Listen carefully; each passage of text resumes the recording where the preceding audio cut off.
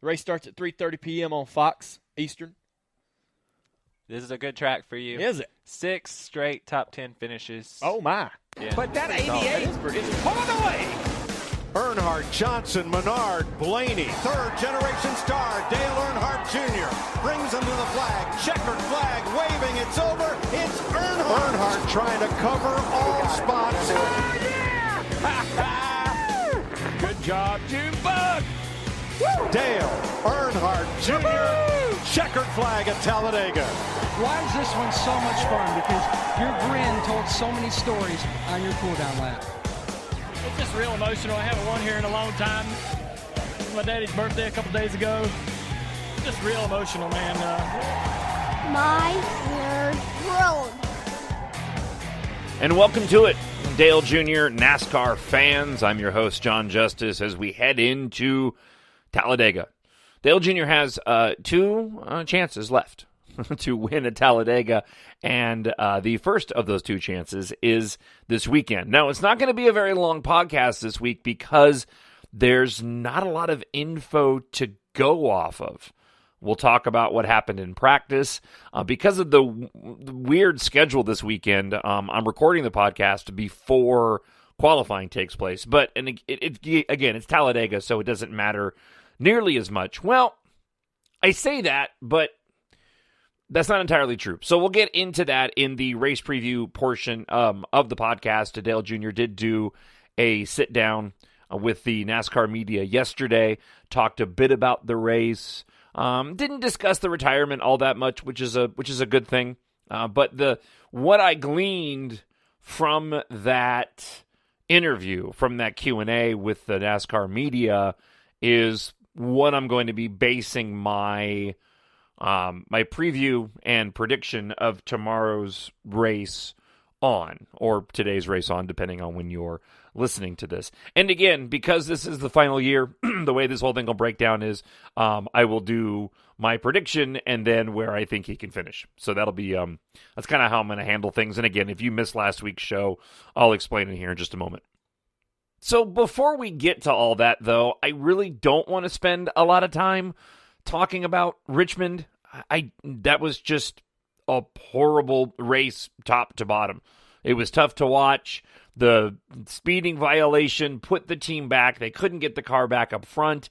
They couldn't make the necessary changes. Junior was upset on the radio. He and TJ weren't getting along. It seemed like he wasn't really in sync with Greg Ives either. And then Jimmy Johnson put us into the wall. So what do you say after a weekend like that? The only positive, and I'm really, really good at doing this, is finding the positive. The only positive to take out of Richmond, and I'm going to apply it to this weekend, is that they've had so much bad luck that, like, odds are that it has to go the other way now, right? I mean, I've seen teams have bad luck and strings of bad luck, but there's usually a stopping point with a team that is the caliber of Dale Jr. to where things turn around. So, like, heading into Talladega, or Daytona for that matter, like going into the Daytona 500 earlier this year, I remember thinking that I was worried and cautious just because of the wreck factor and, how easy it is to get into a wreck at Daytona. And certainly now with the way they have the 5-minute clock on pit road, if you get into a wreck, I mean, at Daytona and at Talladega, that could have a huge impact because a lot of times you can kind of patch the car up and still go and win. I remember years ago, back in 2004, when Dale Jr. won at Talladega, and that car just looked like it just drove off the track at Bristol. But you just don't have the time to make the necessary changes on the car anymore to go in and do that. But I remember going into Daytona being really, really concerned about and really cautious and not very confident, because I was afraid Junior was going to get into a wreck, because that's what's been happening at restrictor plate races, and sure enough, that's what happened, even through no fault of his own. So, again, the good I take away from Richmond is that we've had so much bad luck that to have another similar situation and another wreck here at Talladega, which, can happen, obviously, would just be ridiculous. It's time to turn it around, and Talladega is the place to turn it around, and I do believe they're going to turn it around. It was nice to see after the Richmond race, if you listened to the Dale Jr. download this week, where, Jimmy Johnson was on, explained what happened at Richmond. Or if you watch the Periscope after the race on Sunday, everybody was getting along, and Junior acknowledged that he was being kind of a jerk to TJ, and TJ was there on the Periscope. So, again, we've had so many bad weeks that it's time for a good weekend, and I think that's the weekend that we're going to get this weekend. I really, really do. I've got a ton of confidence going into the race. All right, but I'll save that confidence and my enthusiasm for the for the ending part of the podcast where we do the prediction part of it. I do want to mention at NASCAR.com there is some new merchandise. The I Am Junior Nation shirts are there. On the back of those shirts, by the way, I didn't mention this. These have the Junior Nation Junior Motorsports logo on it. And on the front, they added an I Am, and then it has the logo, Junior Nation. And on the back, it says, they were there because of the person I was and not who they wanted me to be. And that was a quote from Dale Jr. on April 25th of this year. I've gone back and forth on that. When I first saw those shirts, I was thinking, I would never wear that shirt. And now I'm thinking I might. I haven't purchased one yet. I've been thinking about it, but I haven't purchased one yet. There are a few other items though. The Royal Mountain Dew SA shirt. This is the gear for the paint scheme that Junior is going to be running. Where is he running this at? Is it Kentucky? Usually they have it in the notes. I'm looking at it on NASCAR.com. Men's Dale Jr. Checkered Flag Royal Mountain Dew SA shirt. And this is the paint scheme that's available in the notes for the podcast a couple of weeks ago. But they have that T-shirt available, and they also have the hat available up on NASCAR.com. And it looks like this is one of those few circumstances where if you order it, you might be able to get it before that race takes place. Yeah. Wait, maybe not. Yeah, see, again, I've complained about this before, and certainly won't be a problem next year with Junior retiring, but I hate it when they've got special gear and I want the gear for the race, but you can't get it until after the race. All right, the other new items at NASCAR.com include a standard 2017 Dale Jr. Nationwide paint scheme t-shirt. This one's got a pocket on it. Really nice looking shirt. It's got a small 88 logo on the back and then big graphics on the front and then big graphics in the back. And then this shirt, which again would have been cool for this weekend, but it's this is a navy blue 6-time Talladega winner t-shirt. And so basically it's commemorating Dale Jr.'s 6 wins at Talladega. It's a really, really cool shirt. I would think that you would wait until, I guess they can sell more shirts afterwards, but I would think that you would wait until after the season was over because it could be 8, right? It is a cool shirt. I wish I had it for this weekend. I would wear that. I would wear that shirt for this weekend. Also, let's go and I'm going to hop over to DaleJr.com real quick and check out if they have anything new over there. Oh, okay, this is cool. I'm glad that I did. So in the notes for the podcast, there is another new paint scheme that was unveiled this week. This is the 88 Nationwide Children's paint scheme, and this was designed by some kids at the Nationwide Children's Center. Dale Jr. visited that recently.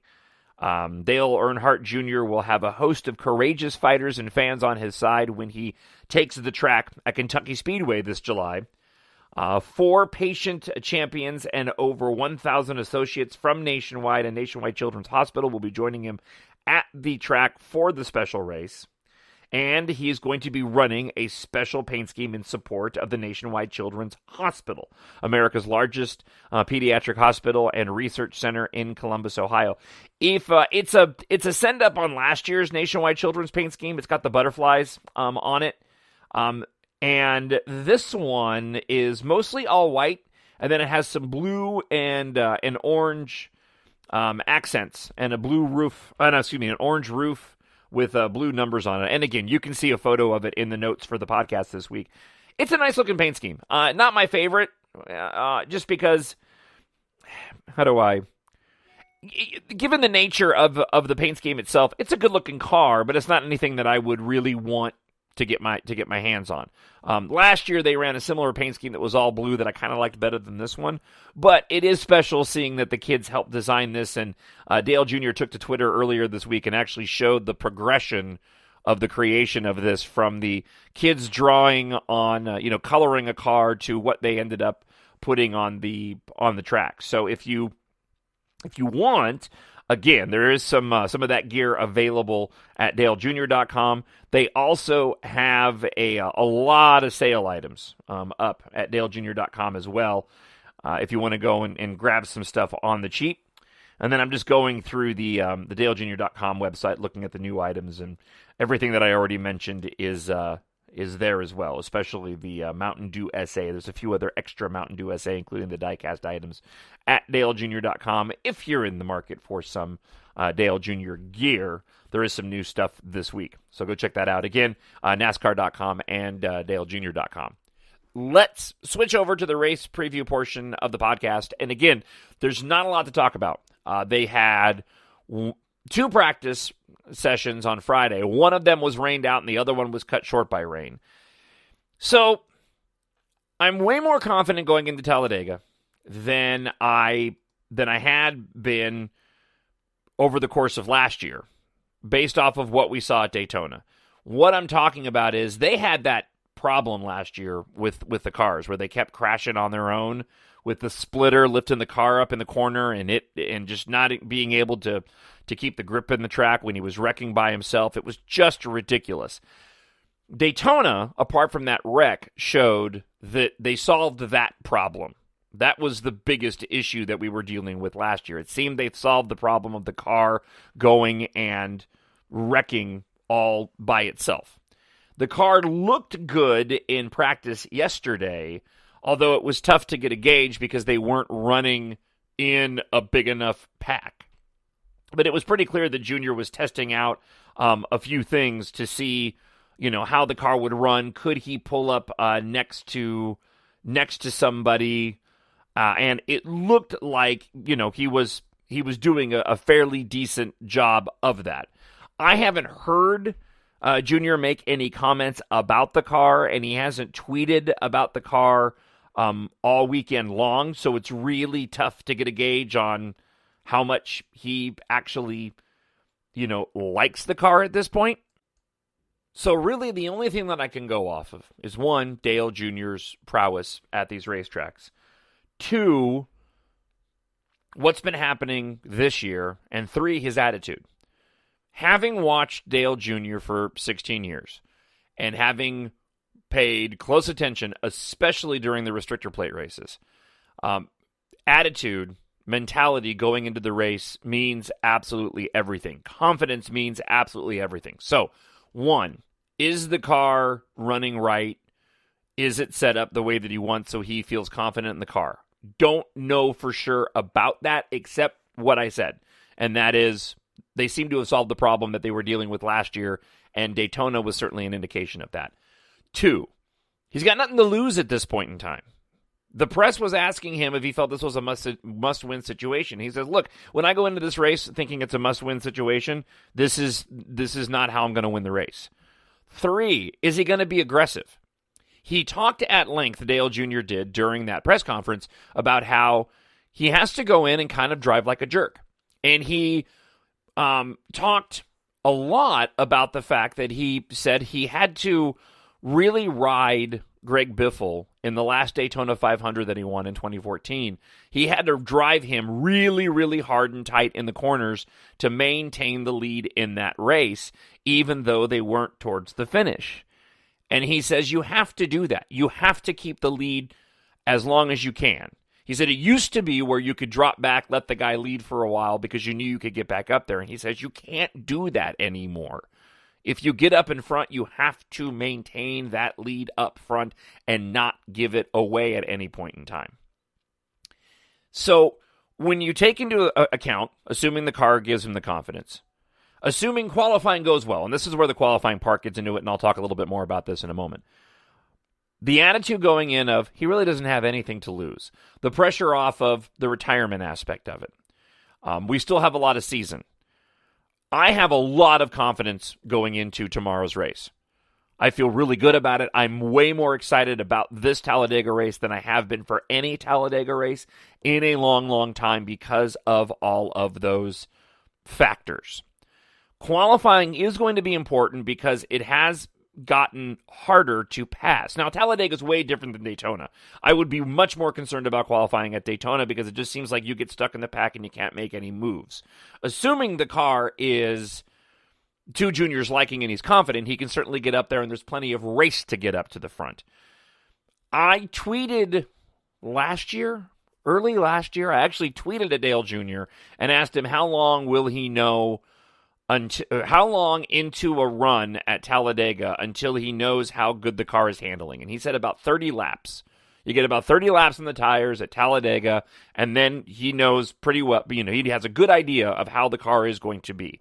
So, when you're watching the race, pay attention to that.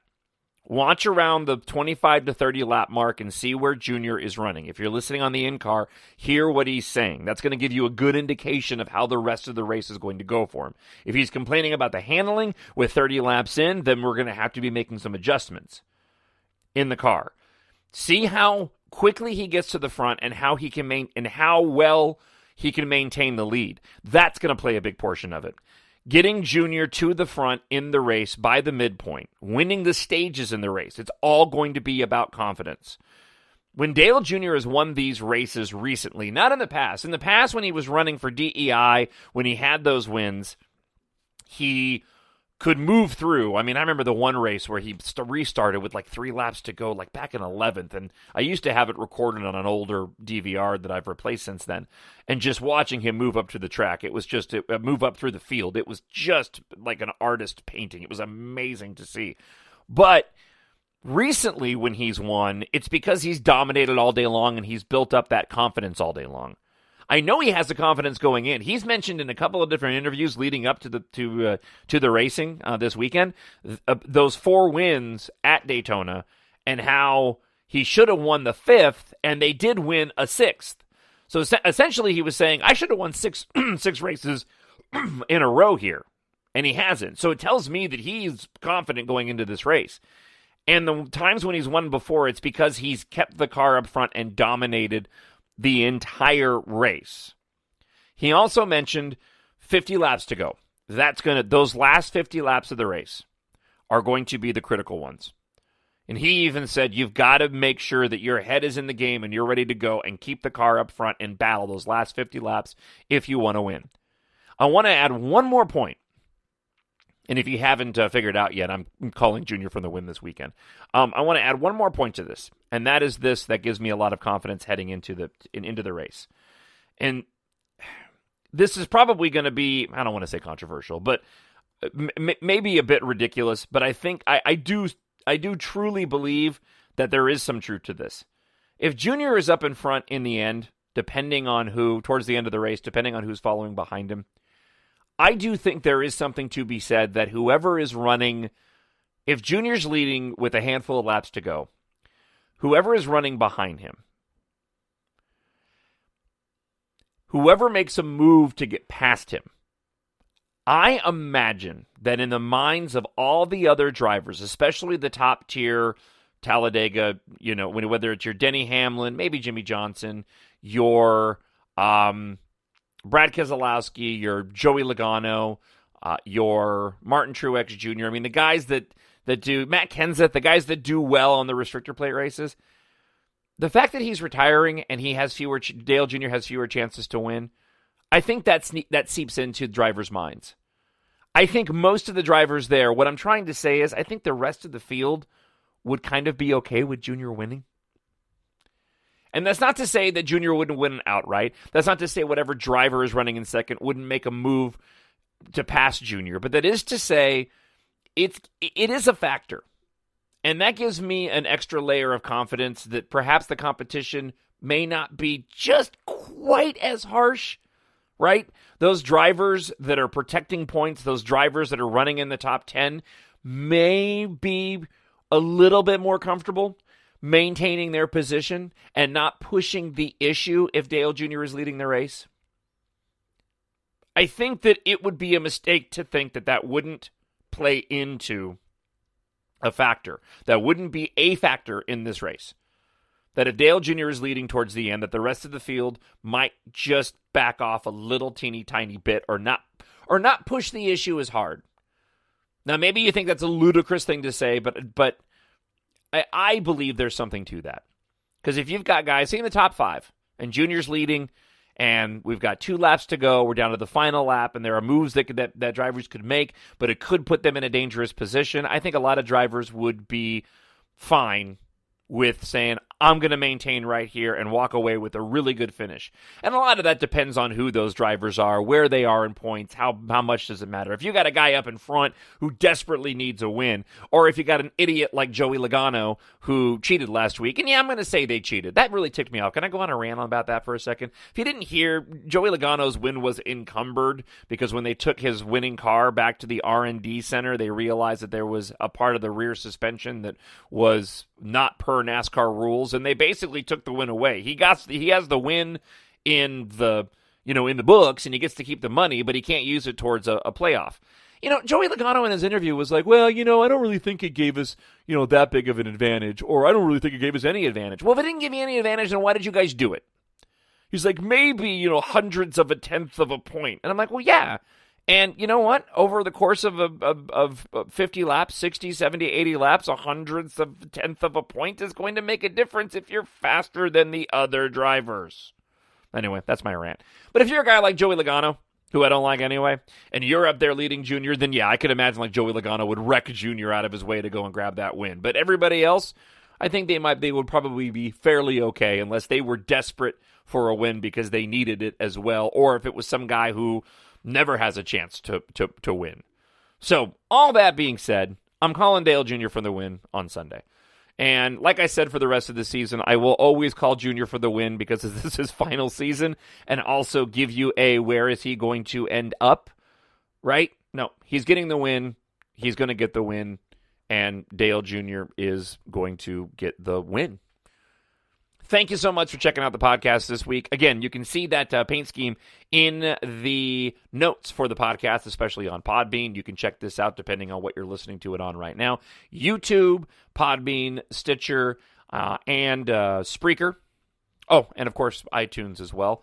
I'll be back next week with another Dale Jr. race preview podcast. If he wins on Sunday, maybe, just maybe, I'll go ahead and produce a winning podcast. I'm looking forward to the race. Can't wait for the Xfinity race this afternoon.